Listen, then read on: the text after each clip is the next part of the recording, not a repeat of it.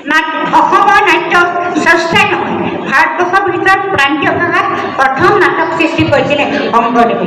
পৰৱৰ্তী কালত আহি আহি এই পৰ্যায় আহি পাইছেহি, যিটো পৰ্যায়ত প্ৰশান্ত সমাজ নতুন নতুন আধুনিক নতুন নতুন দৃষ্টিভংগী সমাজৰ লগত খাপ খোৱাকৈ, নতুন বিজ্ঞানৰ জগত খাপ খোৱাকৈ নতুন দৃষ্টিৰে সৈতে নাট্য জগতলৈ সংসাৰ আগবঢ়াইছে। ধন্যবাদ জ্ঞাপন কৰিছোঁ। গ্ৰন্থ তুমি কল্পতৰু, তোমাৰ বিনে জীবন মোৰু। গ্ৰন্থ তুমি জুটিৰ শিখা, তোমাৰ বিনে জীবন বৃথা। দেওবন্দ তথা সৰ্বভাৰতত প্ৰথম নাট্য আন্দোলনৰ গুৰিধৰা গুৰুদেৱৰ শ্ৰীমন্ত শংকৰদেৱৰ তিথিৰ দিনাই যে আজি এই দিনটো ল'লে, তেখেতৰ এই কিতাপ লক্ষ্যৰ উদ্দেশ্য কি সেইটো অকণমান বুজি পায়।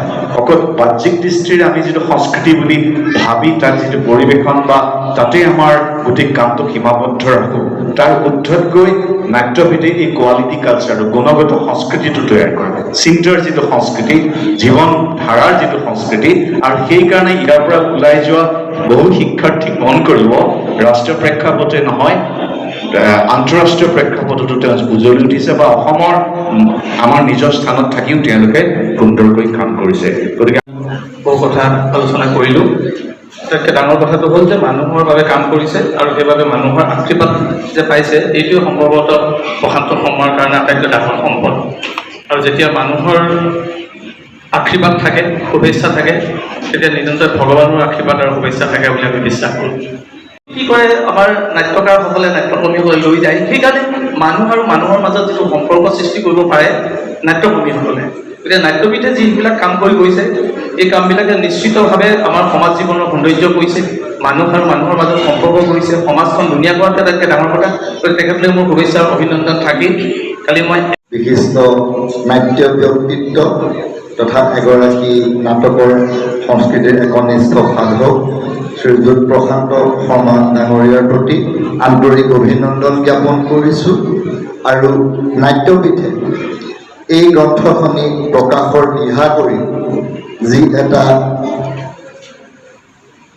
গুৰুত্বপূৰ্ণ পদক্ষেপ গ্ৰহণ কৰিছে, তাৰ বাবে নাট্যপীঠৰ প্ৰতিও আন্তৰিক ধন্যবাদ আৰু কৃতজ্ঞতা। নিৰুপমা বাইদেউক অন্ততঃ মই ইমান ওচৰত নাপালোহেঁতেন, বহুত দিনৰ মূৰত তেখেতক পাইছোঁ।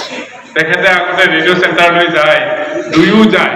সেই দৃশ্যবোৰ মনত আছে, গাড়ীখনৰ পৰা নামে, শুদ্ধ বগা পোচাক এযোৰ পিন্ধি বাইদেউৰ লগত থাকে। আৰু বাইদেউ আমাৰ সদায় অনুপ্ৰেৰণাৰ উৎস।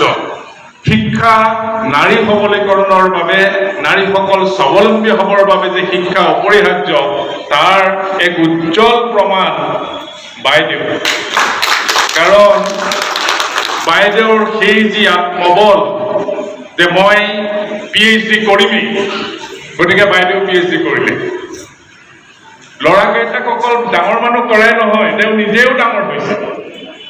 এই যে আমাৰ মনোবল নাৰীসকলৰ, এই ক্ষেত্ৰত মই ভাবোঁ বাইদেউ সদায় আমাৰ সমাজৰ কাৰণে অনুপ্ৰেৰণাৰ উৎস। সকলোলৈকে পুনৰ নমস্কাৰ জনাইছোঁ আৰু প্ৰশান্ত শৰ্মাক অভিনন্দন জনোৱাৰ লগতে মই নাট্যপীঠক সকলো কৰ্মীবৃন্দলৈ মই ধন্যবাদ আৰু অভিনন্দন জনাইছোঁ। আমি কি কৰিম? আমি মাটিৰ যুগ, তামৰ যুগ, ফোনৰ যুগ, লোৰ যুগ পাৰ হৈ আহি বৰ্তমান ইলেক্ট্ৰনিক মিডিয়াৰ যুগত ভৰি দিছোঁ। বুটাম টিপি দিলেই সকলো বস্তু হাততে পোৱাৰ সময় আহিল। গতিকে এনেকুৱা এটা সময়ত আমি সকলো প্ৰত্যাহ্বান নেওচি প্ৰত্যাহ্বানৰ মাজত প্ৰত্যাশা দেখিব লাগিব। আৰু সেই প্ৰত্যাশাৰ অকণমান হ'লেও পোহৰ আজি আমি পাইছোঁ এই ৰংগদৃষ্টিৰ যোগেদি। এই নাট্যপীঠৰ প্ৰচেষ্টা, যদি নাট্যপীঠ জীয়াই থাকে তেতিয়া মই প্ৰশান্ত শৰ্মাজন জীয়াই থাকিম। ঠিক তেনেধৰণে আমি হৰেন্দ্ৰনাথ বৰঠাকুৰক শিশু নাট্যকাৰ হিচাপে প্ৰতিষ্ঠা কৰি তেখেতে শিশু সাহিত্যৰ একাডেমীত বঁটা পোৱা প্ৰথমজন অসমৰ নাট্যকাৰ। যি নাটকত শিশু সাহিত্যৰ বাল সাহিত্য একাডেমী বঁটাটো পাইছে, সেই নাটকখিনি প্ৰকাশ কৰিছিলোঁ আমি। সেই যাত্ৰাটোৰ নেতৃত্ব নাট্যপীঠলৈ লৈছোঁ। গতিকে আজি মই যি কৰিছোঁ এই সকলোখিনি কৃতিত্ব নাট্যপীঠৰ। যদি মোৰ নাম হৈছে আৰু নাট্যপীঠৰে নাম, যদি কিবা ভুল হৈছে সেইখিনি কিন্তু মোৰ, সেইখিনি নাট্যপীঠৰ নহয়। তাৰমানে মোৰ নেতৃত্বৰ ক'ৰবাত ভুল হৈছে, তথাপি আপোনালোকে মোৰ প্ৰতি যি উচ্চাসিত মন্তব্য মোক যে আশীৰ্বাদ দিলে, তাৰ বাবে সকলোৰে ওচৰত মই শ্ৰদ্ধা নিবেদন কৰিছোঁ। অনাটনত শব্দৰো আকাল ঘটে, কিন্তু মাটিৰ সুৰে জীৱনক সদায় হাত বাউলি মাতে। সেই অনাটনৰ মাজতে আমি কৰিব লাগিব সংঘবদ্ধ চিন্তা, আমি আগুৱাই নিব লাগিব সমাজ, আমি পৃথিৱীক গঢ়িব লাগিব, মানুহ খুলিব লাগিব, বিকশী কৰিব লাগিব জগতখনক স্বৰ্গীয় মুৰব্বী মই। এয়াই মোৰ চিন্তা।